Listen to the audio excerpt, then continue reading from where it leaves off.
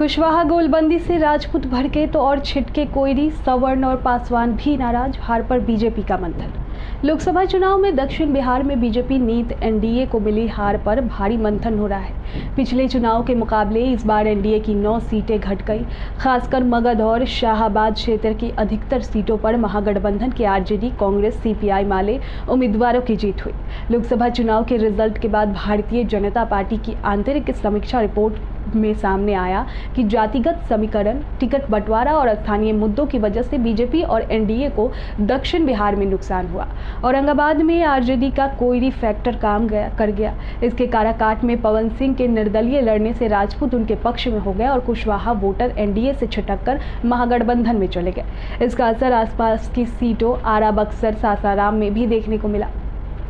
वहीं कुछ सवर्ण जातियों और पासवान वोटरों के भी एनडीए से नाराज होने पर बीजेपी एवं जेडीयू को नुकसान हुआ।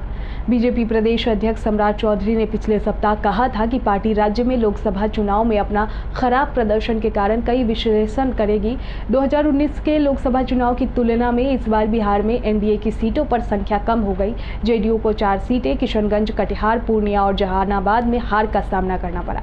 वहीं बीजेपी ने पाटलिपुत्र, आरा, बक्सर, औरंगाबाद और सासाराम सीट गंवा दी।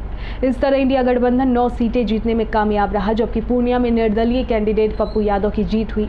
बिहार में बीजेपी का वोट शेयर भी घट गया। 2019 में बीजेपी को 24% वोट मिले थे और 17 में 17 सीटें पार्टी ने जीती थी। वहीं 2024 के चुनाव में बीजेपी को 20.52% वोट ही मिले और 12 सीटों पर ही जीत मिल पाई। सहयोगी पार्टी जेडीयू के वोट शेयर में भी पिछले चुनाव के मुकाबले 4% की गिरावट आई है।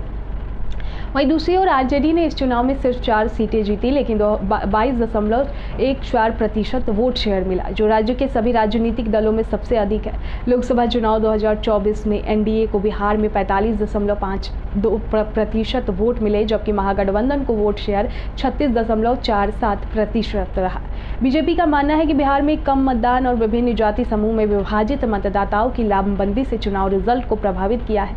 महागठबंधन ने पहले चरण से ही सभी जातियों को साधने की कोशिश की, जिससे एनडीए का वोट समीकरण गड़बड़ा गया।